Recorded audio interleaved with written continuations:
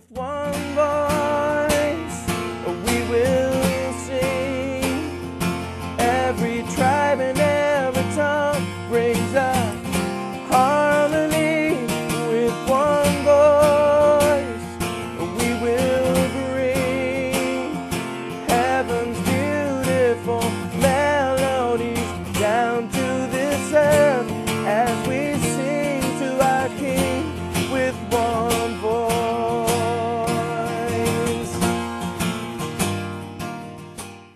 We're continuing our sermon series, What is Your God Story? And I want to just review very quickly what a God story is. For those of you that weren't here last week or may have forgotten, let's quickly go through those slides. Jason, let's do that. It's an event that can only be described in terms of God showing up to act on our behalf. It has a positive outcome made possible only by God's clear intervention. It has the outcome can only be explained in terms of God's power and God's love. And number 4, there is a complete transformation of circumstances, events, and people, all made possible only by God. So that's what a God story is.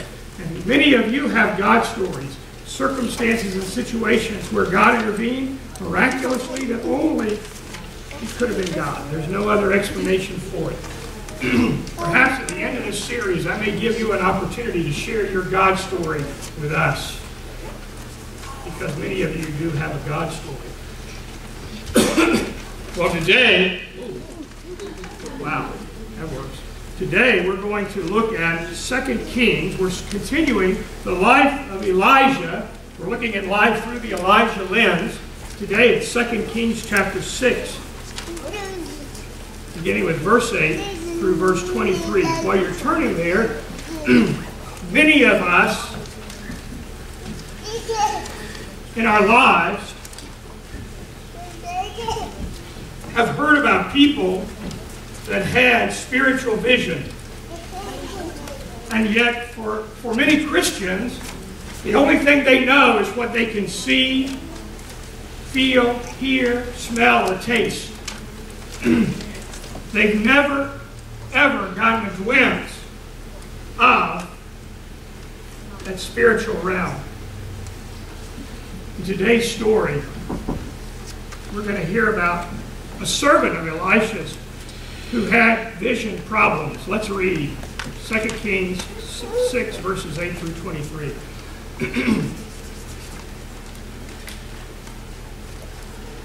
Now the king of Aram was at war with Israel. After conferring with his officers, he said, I will set up my camp in such and such a place. The man of God sent word to the king of Israel, beware of passing that place, because the Arameans are going down there.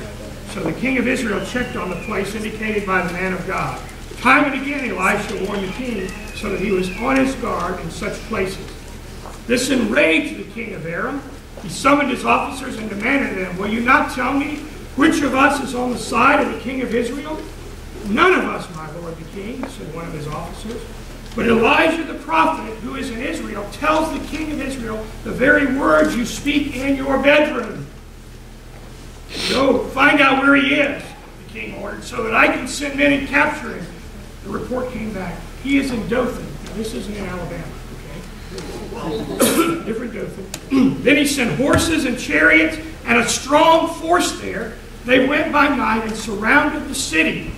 When the servant of the man of God got up and went out early the next morning, an army with horses and chariots had surrounded the city. O Lord, my Lord, what shall we do? The servant asked. Don't be afraid, the prophet answered. Those who are with us are more than those who are with them. And Elijah prayed, O Lord, open his eyes so he may see. Then the Lord opened the servant's eyes, and he looked and saw the hills full of horses and chariots of fire all around Elisha. As the enemy came toward him, Elisha prayed to the Lord, strike these people with blindness. So he struck them with blindness as Elisha had asked. Elisha told them, this is not the road and this is not the city. Follow me and I will lead you to the man you are looking for. And he led them to Samaria. After they entered the city, Elisha said, Lord, open the eyes of these men so they can see. And the Lord opened their eyes, and they looked, and there they were inside Samaria. When the king of Israel saw them, he asked Elijah, "Shall I kill them, my father? Shall I kill them?" "Do not kill them," he answered. "Would you kill men you have captured with your own sword or bow? Set food and water before them so that they may eat and drink and then go back to their master." So he prepared a great feast for them, and after they had finished eating and drinking, he sent them away, and they returned to their master. So the bands from Aaron stopped raiding Israel's territory. This is a God story. It is a God-sized story, and it is an amazing story. But in this story, Elisha's servant at the beginning had vision problems. He could see, and yet he could not see. Like someone who's lost their glasses or lost their contacts. He saw the enemy surrounding the city, but he didn't see the army of God's angels who protected Elisha, the man of God. He could see danger, but he could not see deliverance. His physical eyes may have been tested and had been declared to be 20/20, but he was badly in need of enlightened eyes. When Jesus was asked by his disciples why he taught them the crowds in parables, he said in Matthew 13, verses 13 and 14, "This is why I speak to them in parables. Though seeing they do not see, though hearing they do not hear or understand. In them is fulfilled the prophecy of Isaiah. You will be ever hearing but never understanding. You will be ever seeing but never perceiving." You see, we have two sets of eyes. Each of us who are called by God, who are Christians, have two sets of eyes. We have our physical eyes. We can see the world around us. We can perceive our situation and our circumstances. But there is a great spiritual world that we've never seen and we cannot see with our physical eyes. But as we grow spiritually, we can begin to develop the second set of eyes. The better sight we have, the power of heaven, and the less we fear the troubles of earth. There is a fish that lives in South America. I heard about this when I traveled there. And they call it four-eyed fish. And the reason is because the fish has on each eye two sets of lenses. And they swim so that half of the eye is above the water. On both eyes, half of the eye is above the water, and the other half is below the water. So they can see danger not only from above, but also from below. They call it the four-eyed fish. It's really, they only have two eyes, but they have double lenses in each eye so that they can see above and below the water. And they can experience, and they can be sensitive to the dangers that might exist either above them or below them. In the same way, the best and truest vision is the vision that we would have of faith. You see, the world says seeing is believing. Seeing is believing. That's what the world says. But the gospel says believing is seeing. Believing is seeing. That's what faith is all about. Believing is seeing. That's the kind of discerning vision that we need to have as Christians. We need to have our eyes fixed on the needs of those around us and be aware of the snare of the enemy, but we also need to continually be looking up because our help comes from the Lord. Elijah's servant was looking intently at the Syrian army, but he didn't see the heavenly army that surrounded the physical army that surrounded them. He didn't see the chariots of fire. Chariots are symbols of God's power. Let's look at a couple of references about chariots. Habakkuk 3:8 says this, "Were you angry with the rivers, O Lord? Was your wrath against the streams? Did you rage against the sea when you rode with your horses and your victorious chariots?"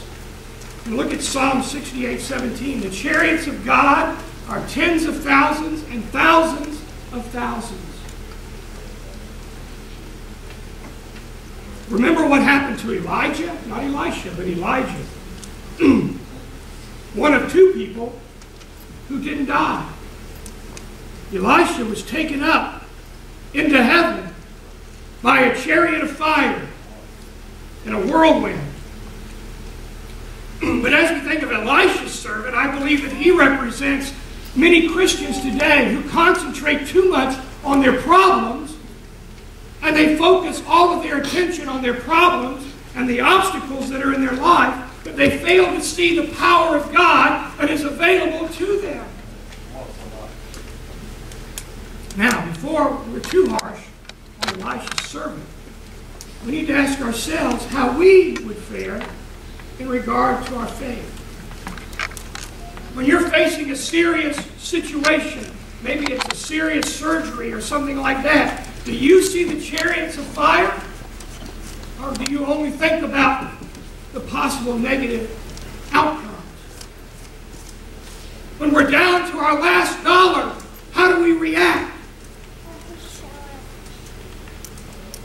How do we react?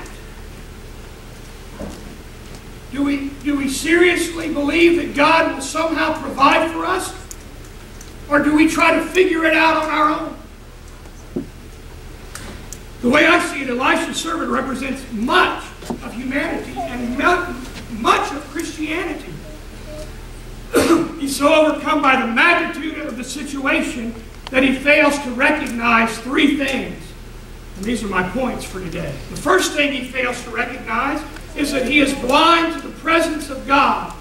When we speak about the presence of God, we need to be careful to distinguish between the omnipresence of God and the special presence of God as Father to his children. The Bible teaches that one of the attributes of God is his omnipresence. If you look carefully at Psalm 139, Psalm 139 basically tells us that wherever you are, God is. Where can you go to get away from God? You can't. You can run, but you cannot hide. Put it in the vernacular. You cannot. There's nowhere you can go to escape God. He is there. If you go to the depths of the sea, he's there. If you go to the highest of heights, he's there. If you were to take a spaceship and be flung far into outer space, guess what? He's there.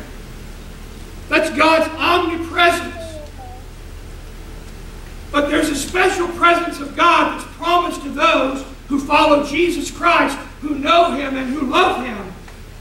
God is so big that the heavens can't contain him, and he's so small that he's small enough to dwell within your heart. Elisha lived in the presence of God. He understood that God was his protector, that God was his shield, that God was his fortress. That's why he was so victorious. Even though he was surrounded by a physical enemy, a very powerful force to be reckoned with, for sure, he was calm. Even though it looked like his fate was sealed, for the Syrians had come for him, there was no terror, there was no panic in his face. In verse 16, he says these words to his servant, "Don't be afraid. Those who are with us are more than those who are with them." And I'm sure his servant thought, what are you talking about? Because all he could see was this giant array of army all around the city. All he could think is that we're doomed, we're lost, there's no hope. The Apostle Paul echoed the same words as Elisha when he wrote to the church at Rome, "If God be for us," he said, "who can be against us? If God is for us, who can be against us?" How many times have you felt alone in your struggles? Come on, be honest. How many times have you felt like you were all alone in this situation that you found yourself? But when you're all alone, lift up your eyes, because the angels of God are all about you. The chariots of fire are surrounding you. If you have eyes to see, you'll find that you're not alone, that you're enveloped in the love of God. and the protecting care of God. Elisha's servant stands as proof that even God's own people don't practice the presence of God in times of difficulty, in times of stress. No doubt he believed in God, but when the time came to put his belief to a practical test, he panicked. "Oh, my Lord, what shall we do?" he asked. Have you ever felt like that?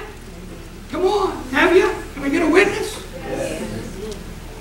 You believe that you're a child of God. You believe that he takes care of people, yet there are times when you become so anxious about your family, about your health, about your financial status, that you allow yourself to be weighed down by the fear. We need to realize that God's presence is with us and stay with the psalmist where he says, "My life is in your hand." We need to realize God's presence is with us all the time. The Bible is filled with examples of men and women who trusted in God's presence. Abraham went forth because he knew God was with him. Moses went into the wilderness confident of God's presence with the people of Israel. Nehemiah rebuilt the walls of Jerusalem despite the ridicule even from some of his own companions. Elisha's servant was blind to the presence of God, but he was also blind to God's protection. I read a story recently in a missions magazine about two missionary doctors in Malaysia who were walking to a distant village to get some money from a bank, money that had been wired to them from a bank in this distant village. And after they went and got the money, they were returning back to their mission station, but it got to be dark. And so they decided that they were going to pray and commit themselves to God. Then they laid down on a lonely hillside to sleep. Some weeks later, a man came into the mission hospital where they worked for treatment. And as he was being treated, he looked up at the missionary doctor. And he says, "I know you. I know you."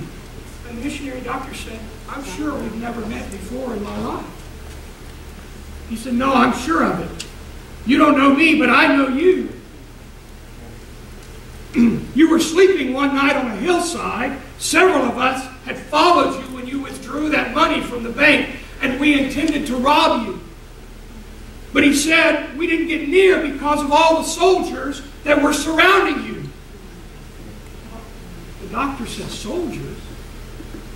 Soldiers? What are you talking about? There were just two of us." He said, "No, we counted them. There were 16 soldiers with weapons standing guard while you slept. And so we ran away. We were afraid to attack." Psalm 34:7, "The angels of the Lord encamps round about those that fear him and delivers them." Look up and see the chariots of fire. Elisha's servant was blind to the presence of God. He was blind to God's protection. The third thing is that he was blind to God's provision. The provision in this case is God's deliverance. And notice in verse 18, the deliverance came as a result of prayer. It said, Elisha prayed to the Lord, "Strike these people with blindness." So he struck them with blindness as Elisha had asked. Prayer moves the mighty hand of God. Say that. Prayer moves the mighty hand of God. God specializes in deliverance. But as the Bible says, you have not because you ask not. He delivered the Israelites from bondage. He delivered Daniel from a lion's den and from a fiery furnace. He delivered David and Goliath. He delivered Peter and John from prison. He delivered Paul from an angry mob. In 2 Corinthians 4:4, Paul writes, "The God of this world has blinded the mind of the unbelievers, that the light of the gospel of Christ, who is the image of God, should not dawn on them." But Jesus has come to correct our spiritual vision. Jesus Christ has come to correct our spiritual vision. Luke 4:8 says this, The Spirit of the Lord is upon me. These are Jesus' words. Because he has anointed me to preach the gospel to the poor. He sent me to heal the brokenhearted, to preach deliverance to the captives, and listen to this, and recovery of sight for the blind.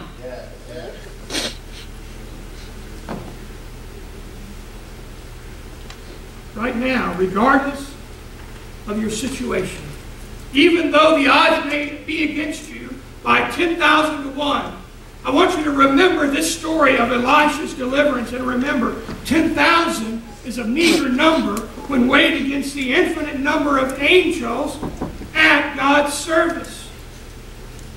If you feel overwhelmed and outnumbered, remember that God never loses.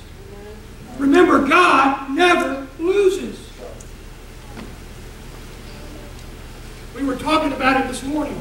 Even when Jesus was beaten and bruised and was led away carrying his own cross to a hill called Golgotha, where his hands and feet were nailed with spikes roughly to these hewn boards. And then he was raised up, and with a mighty thud, that cross dropped into the hole in the ground that had been prepared for it. And all of the weight of his body came down. His arms were pulled backwards as the weight of his body fell forward. And he was not hardly able to breathe. The only way he could breathe is to push up with his feet that had spike running through them, one on top of the other. And he could take a breath, and then he had to let go because he couldn't hold himself up like that forever. And Satan is thinking and wringing his hands and saying, almost done. It's almost done. I'm going to finally win. I'm going to finally beat God. And then Jesus cries out, it is finished. Into your hands I commit my spirit. And it says he gave up his life. No man took it from him. He gave it up. And Satan shouted, victory!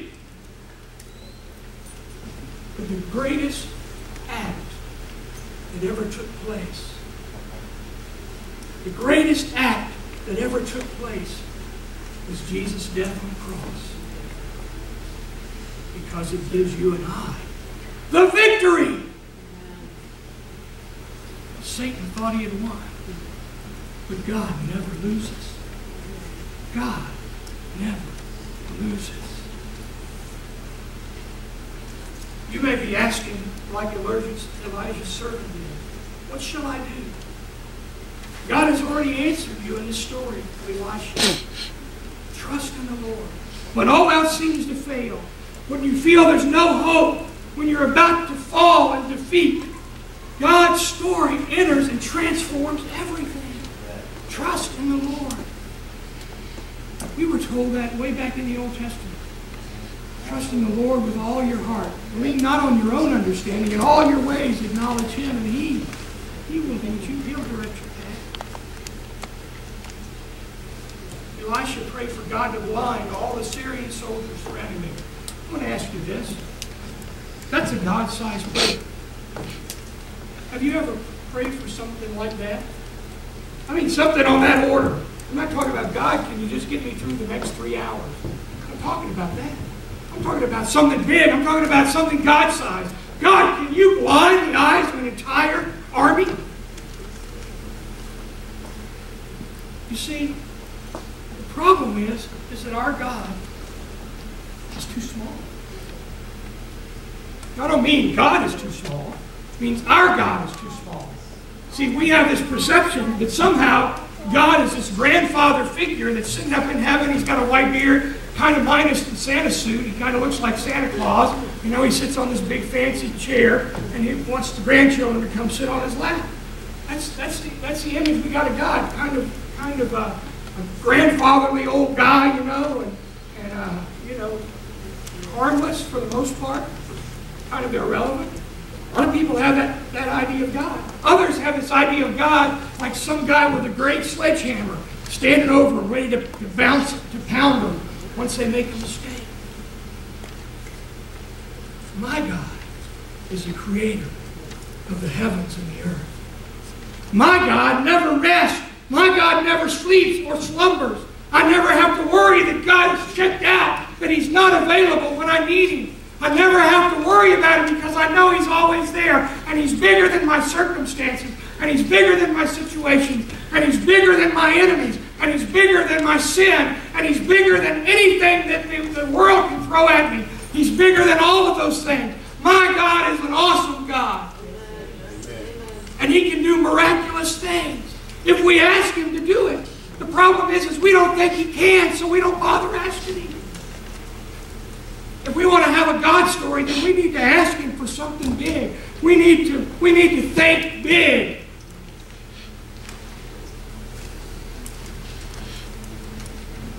Elisha prayed for the entire Syrian army that was surrounding them to be blinded. And you know what? The Lord did just that. In an instant, thousands of warriors were rendered powerless, groping in the dark for help. Elisha then led them safely away from the city. Here was the end result. The last verse, 2 Kings 6:23. The bands from Syria stopped raiding Israel's territory. Now, the king of Syria had sent his entire army to capture Elisha. But after this little scenario, it says they stopped invading. They gave up. They gave up. You know, a lot of times the enemy keeps trying because you keep giving in. The enemy keeps trying to mess with you because you keep letting the enemy mess with you. I used to teach stress management when I was in the Army. And one of the things that I said is that we need to be like a Coke machine that doesn't dispense a Coke. Where are you going, Pastor? Where are you going? Let me ask you this. You walk up to a Coke machine and put your money in and push the button, and nothing comes out. What do? Push the button again, right? Jiggle the little thing up there to get your money back. Nothing comes out, right? Right?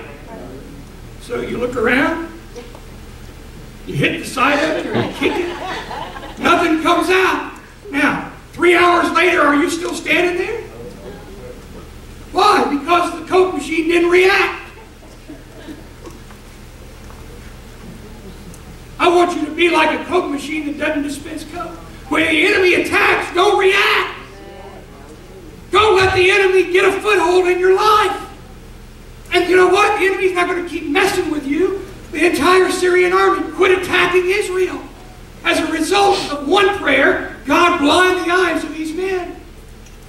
They stopped. Elisha was a Coke machine that didn't dispense Cokes. And so they went somewhere else because they could get a reaction somewhere else.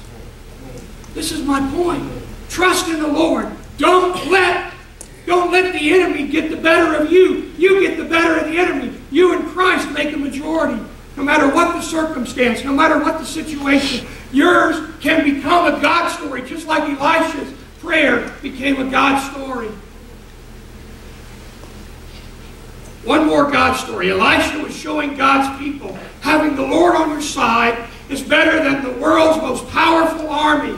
You just got to trust in Him. Put your faith and trust in Him. That's what it's all about. That's what it's all about. We need to pray for enlightened eyes so that when the enemy comes against us, we can see the chariots of fire surrounding the enemy that surrounds us and believe that God's deliverance is at hand. Amen? Let's go to the Lord in prayer.